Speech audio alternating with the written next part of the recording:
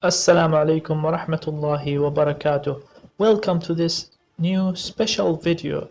I was actually planning to make a video on a different topic, but some recent event forced me to change the plan.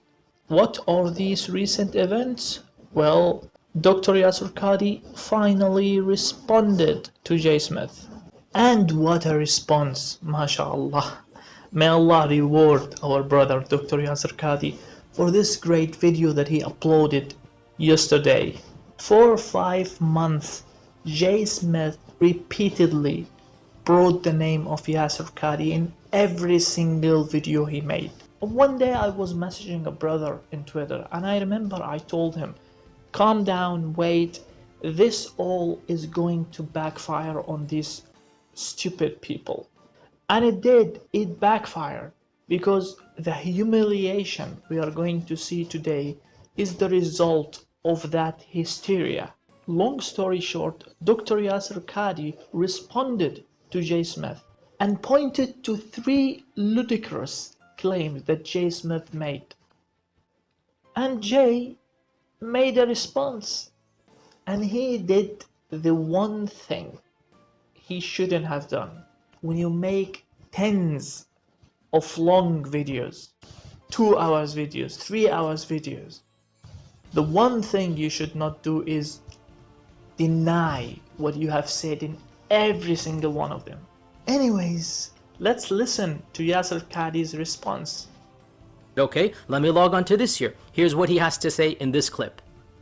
1936. Right. Because it was such a success in the city of Cairo, King Farouk, who then came to power in 1936, decided to put out a new edition for all of Egypt called the Farouk edition. The Farouk edition then took the Hafs text and made it Egypt-wide.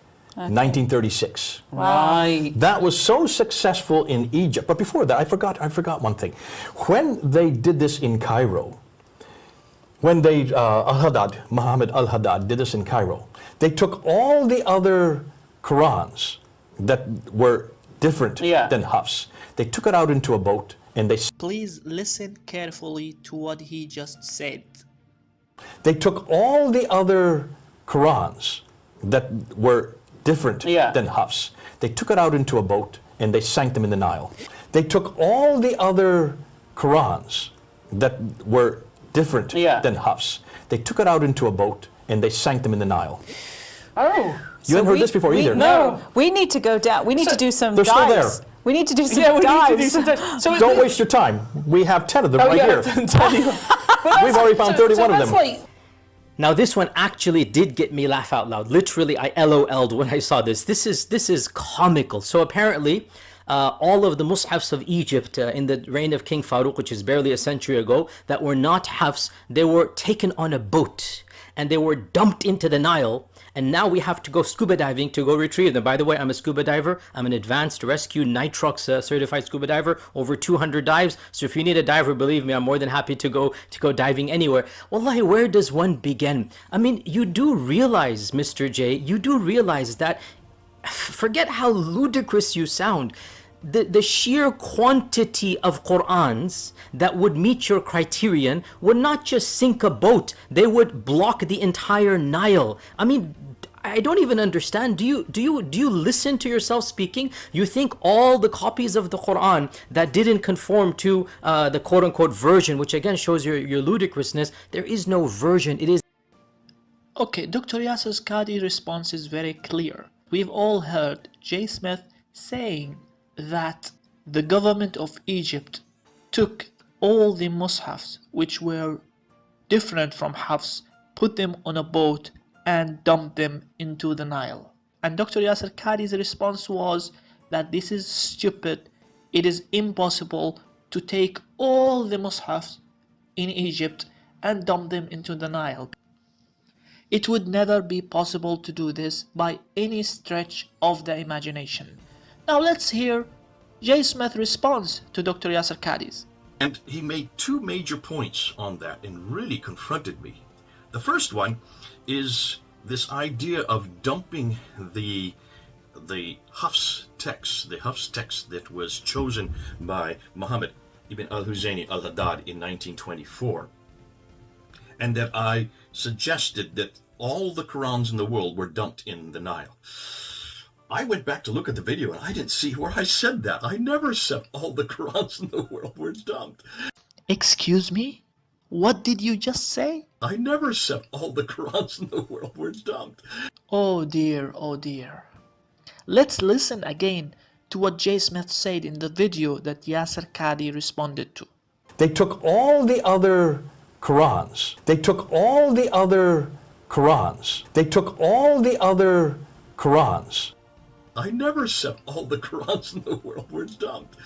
He didn't even understand. I guess maybe he just didn't watch the video very carefully, I don't think he was intentionally trying to misquote me.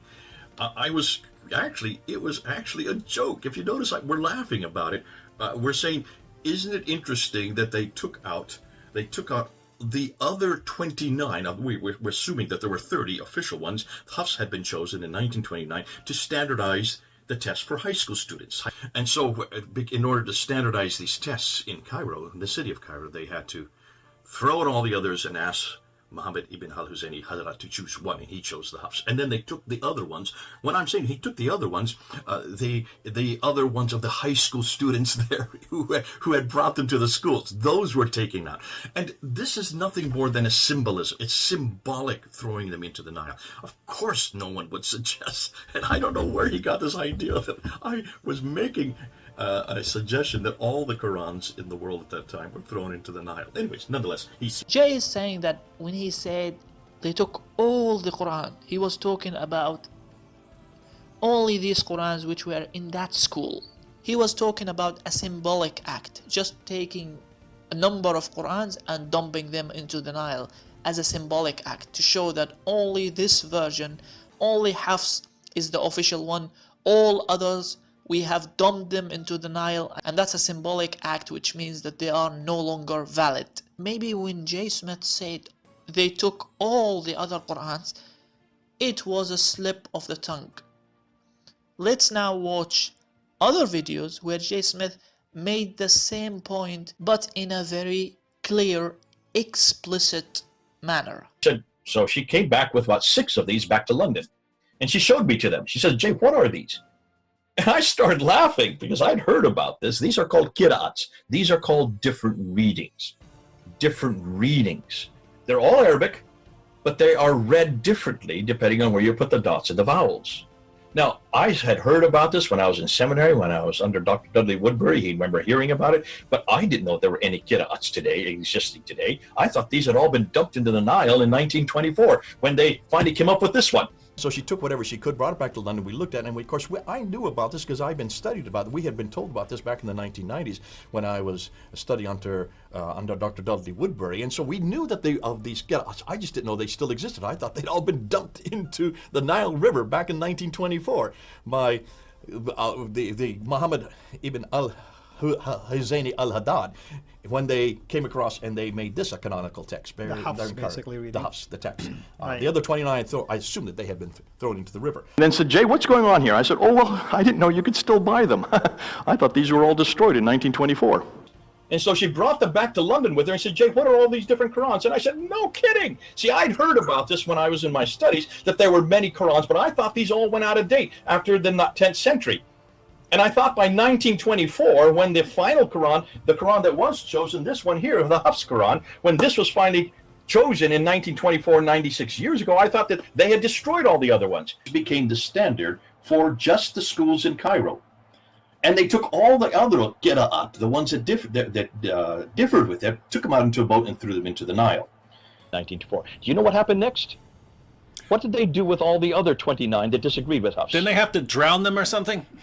They took them out to a boat and threw into the River Nile. And didn't you just get done saying a little while ago that when Muslims don't like something, they either burn it, or they censor it, or they stop comments on it, or they drown it? Anytime they don't like something, they try to get rid of that which disagrees. So the other 29, they took out into a boat, and they threw them into the Nile, thinking that would get rid of them.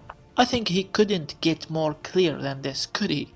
He did think that all the qira'at were destroyed in 1924 when they took them on a boat and dumped them into the Nile. I'm sorry, Mr. J, but you cannot do this anymore. you cannot deny what you have said tens, 20 times. It makes things worse for you. Now the damage you caused to yourself has already been done.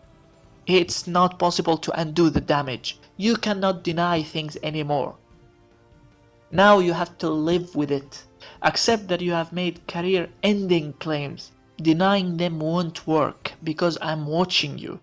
Now the only thing you can do is you can either insist on those ludicrous claims or apologize for everything you have said, because this is just one topic that Yasser Kadi pointed to. Watch my channel.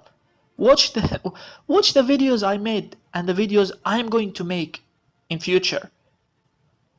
There are more stupid claims than this that you will never be able to deny, because in each video I make, I don't just put one statement, I put multiple statements that you have made in several videos, which makes it impossible for you to deny or to accuse others of taking your words out of context. If only you were a little bit wise in the past 5 months, this wouldn't have happened. The preservation of the Quran is like this ocean. Waves after waves, Muslim men, women and children, generations after generations, they come, they memorize, they preserve, and they pass this text, this blessed text of the Quran to the future generations. Anyone who fights the ocean of the preservation of the Quran drowns in. Honestly, what this Christian apologist says with his anti-Islamic bias is irrelevant to me. What matters is what academic historians have to say. Therefore, I'm going to give you an exact quote identifying the source. In the early 20th century, therefore, the shape of the Quran would have seemed anything but clear. In fact, the Egyptian government was motivated to begin the project that would lead to the Cairo Quran edition due to the variations or errors, as an appendix to the Cairo edition describes them, found in the Quranic text that they had been importing for state schools. In response, the government destroyed a large number of such texts by sinking them in the Nile River and issued his own text. The Cairo project does follow the spirit of the Caliph Uthman and the governor Al-Hahab Ben Yusuf, who are reported to have destroyed competing versions and distributed their own texts of the Quran in the first Islamic century. Source: The Quran in its historical context, page 2 by Gabriel Said Reynolds. Gabriel Said Reynolds is an assistant professor of Islamic Studies and Theology at the University of Notre Dame, where he specializes in Quranic studies. Both Christian apologists and Islamic apologists are certainly not interested in history.